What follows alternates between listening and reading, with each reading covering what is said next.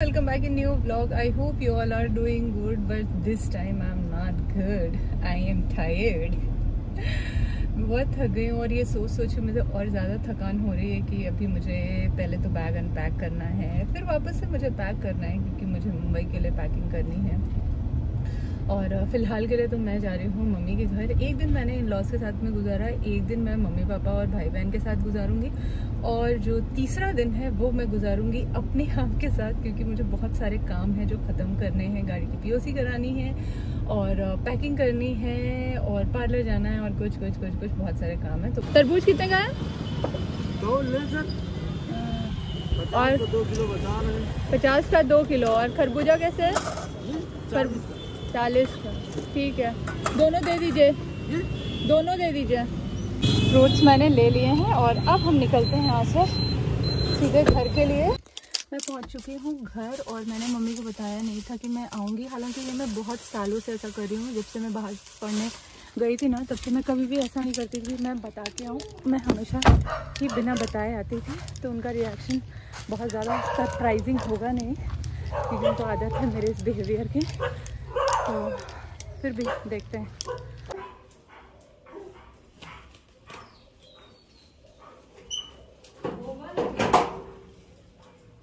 मालिक मेरे मालिक राजा।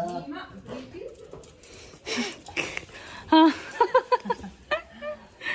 तुमको कैसे पता मैं हूँ? हमने देखा था ना उधर। अच्छा, गाड़ी देख ली तुमने? देखा हो, मैं पहले ही कह रही थी कि ऐसा नहीं हो सकता कि पता चले। जाओ दे के आओ, भिक्षाम देही, भिक्षा दे के आओ। कड़ल आ जाओ। आदमी भिक्षा मांग रहा था तो उसको मम्मी अनाज देने गई थी, तो वो यहाँ से नखरा दिखा के चला गया है कि उसको अनाज नहीं चाहिए, उसको पैसा चाहिए। तो मम्मी वापस लेके आ गई हैं और वो चला गया है। मतलब भलाई का ज़माना ही नहीं कि भलाई करो। हम सोच रहे हैं कि हम कुछ अनाज वगैरह दे के हेल्प कर देते हैं, तो नहीं, उसको अनाज नहीं चाहिए, उनको पैसा चाहिए। और हम पैसा इसलिए नहीं देते क्योंकि हमें नहीं भरोसा है कि आप उस पैसे का जाके क्या करेंगे, दारू पियेंगे, ड्रग्स लेंगे, क्या करेंगे नहीं पता। तो इसलिए पैसे देने के लिए हम लोग अवॉइड करते हैं, अनाज दे देते हैं जिससे हेल्प हो जाए, लेकिन ना। ऐसे है शाम और बहुत अच्छा लग रहा है मुझे। शाम को एकदम मज़ेदार सी शाम है। बहुत दिन बाद मुझे ऐसी शाम मिली है और थीसिस के हैंगओवर से मैं थोड़ा सा बाहर आ गई हूँ अपने घर आके। एक तो एनवायरनमेंट अच्छा है, साथ में फैमिली से मिलकर अच्छा तो लगता ही है। और अभी मैं लेके आई थी कड़ल और सिम्बा को वॉक पे, तो सिम्बा को लेके गई है बहन और कड़ल को लेके मैं आई थी। अभी इसको वॉक करा के हम ले जा रहे हैं अंदर। हाँ, बहुत अच्छी हवा चल रही, बहुत अच्छा लग रहा है यार। और मैं बहुत मिस करने वाली हूँ इस एनवायरनमेंट को, क्योंकि मेरी कल मुंबई की फ़्लाइट है। तो मैं मुंबई चली जाऊँगी तो मुझे बहुत याद आएगी अपने घर की, अपने गांव की और अपने घर वालों की भी। मेरे आने की खुशी में मेरी परम मित्र जो है वो भी आ गई है, बहन और मम्मी। हम सब लोग बैठ के गप्पे मारे और ये तब से मुझे ताना दे रही है कि अब मैं तुम्हारी दोस्त नहीं हूँ, अब मैं तुम्हारी दोस्त नहीं हूँ, तुमने तो किसी और से दोस्ती कर ली है। और ये खुद दूसरों के साथ घूमती है तब कुछ नहीं। मैं हम किसी के साथ नहीं, इतना मार मारेंगे ना तुमको, झूठी कहेगी। मेरी किसी से कोई इतनी खास दोस्ती नहीं है। इतना तुमको कोने में ले जाके भूसे तरह भर के शरीर के हिसाब से डिसाइड करना है क्या? शरीर के हिसाब से डिसाइड करना कौन बच के निकलेगा। तो यही सब झगड़ा चल रहा है तब से। और अब हम लोग जा रहे हैं बातें करने। आपसे मिलेंगे थोड़ी देर में। आते हम लोग को भूख लग गई थी तो हम लोगों ने आया फटाफट आलू बॉईल करके सब्जी बनाई और खाना हम लोग का रेडी है। ये चल रहे हैं हम लोग खाना खाने। एक वो थाली भी लेनी पड़ेगी। इतनी ठंडी ठंडी हवा चल रही है ना मुंबई में, ये सब मैं बहुत मिस करने वाली हूँ। अपना गांव, अपनी घर का ये पूरा खुला हुआ आंगन और मम्मी के हाथ का खाना, जो कि मुझे अब जल्दी नहीं मिलेगा। कोई बात नहीं, आंटी भिजवा दें पैक करके। यही तो सुविधा नहीं है, पैकिंग की तो सुविधा नहीं है। सुविधा हो जाएगी, होप सो। ऐसा हो जाएगा ना तो और अच्छा हो जाएगा। Good morning. अभी हो गई है सुबह और बहन मुझे इंस्ट्रक्शन दे के जा रही है कि इनको खाना कहाँ कहाँ देना है क्योंकि मोहल्ले में जितने भी स्ट्रीट डॉग है ना उसका ठेका इन्होंने ले रखा है खिलाने का। एक वहाँ पे है वो बीमार है तो उसको वहीं जाके देना पड़ेगा और इनको हम देंगे यहीं पे। देखो एकदम जैसे ही ये बाहर निकलती तुरंत सब आ जाते, भीड़ लगा लेते हैं कि भैया मेरा खाना दिए बिना मत जाना इधर आओ मेरे पास है तुम लोग का खाना आज। आ जाओ आ जाओ आ जाओ आ जाओ। ठीक ठीक, इनको तो मैंने दे दिया।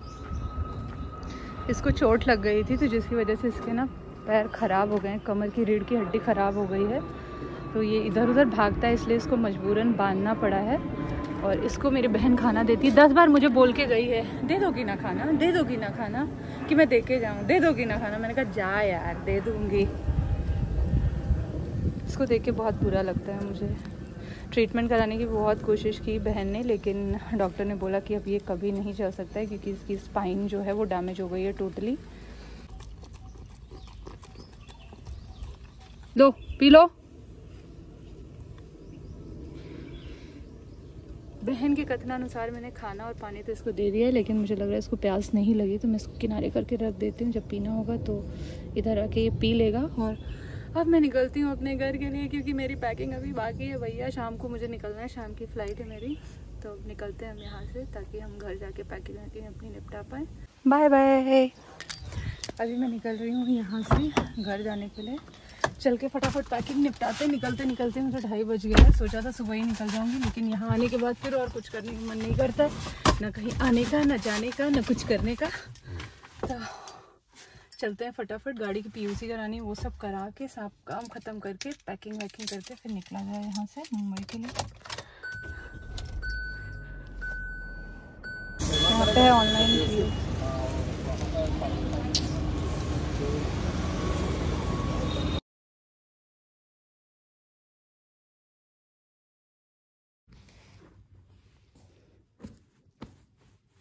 पैकिंग मेरी हो चुकी है।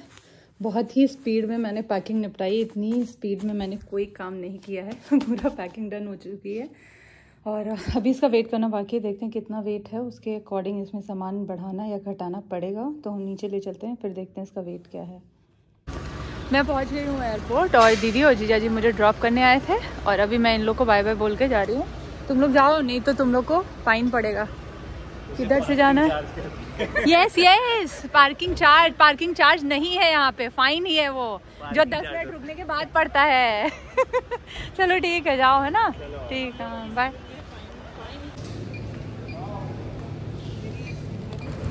जैसे ही मैं बोर्डिंग लाइन में आके खड़ी हुई बोर्डिंग के लिए, 4 या 5 लोग मेरे आगे रहे होंगे। उसके बाद मैंने देखा कि मेरे हाथ में जो बैंगल मैंने पहन रखी थी वो कहीं गायब हो गई है। मेरा तो जान निकल गया था, मुझे लगा इतनी भीड़ है यहाँ पे एकदम गायब हो गया होगा। लेकिन फिर मुझे मेरा बैंगल जैसे ही मैं गई मेरी सीट के पास पड़ा हुआ था और मिल गया, तब मेरी जान में जान आई। मैं आ चुकी हूँ एयरपोर्ट से बाहर और कहाँ है पतिदेव मुझे दिख नहीं रहे हैं। और आज उनका बर्थडे था, मैंने सोचा था मैं फूल खरीदूंगी, ये लूँगी वो लूँगी, लेकिन मैं कुछ ले नहीं पाई। यहाँ एयरपोर्ट पे मुझे फूल कहीं मिला नहीं। एयरपोर्ट पे मुझे फूल दिख गए हैं तो मैं एक फूल ले लेती हूँ। ये दे दीजिए। How much? हाँ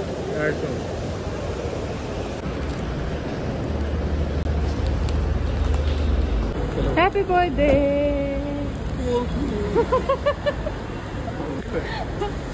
चलिए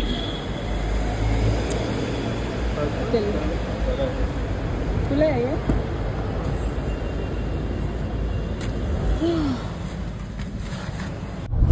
एयरपोर्ट से अभी मैं निकल रही हूँ घर के लिए और आज की जर्नी बहुत ज़्यादा बकवास थी।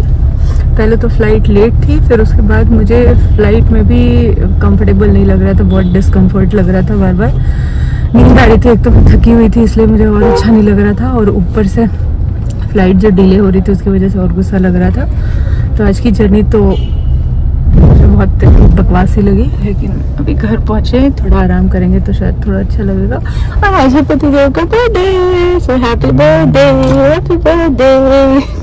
Thank you. लखनऊ से मैं फूल ढूंढते ढूंढते आई थी, मुझे मुंबई में आके मिला। लखनऊ में मैंने सोचा था कि चलो रास्ते में ले लेंगे, रास्ते में कहीं नहीं मिला। फिर मैंने सोचा कि एयरपोर्ट पे ले लेंगे, लेकिन एयरपोर्ट पे भी कहीं नहीं मिला। फिर मैं यहाँ तो हिम्मत हार गई थी, मुझे कहीं दिखा नहीं था। लेकिन फिर जैसे ही मैं एयरपोर्ट से बाहर निकली तुरंत मुझे फूल दे गया, तो मैंने ले लिया।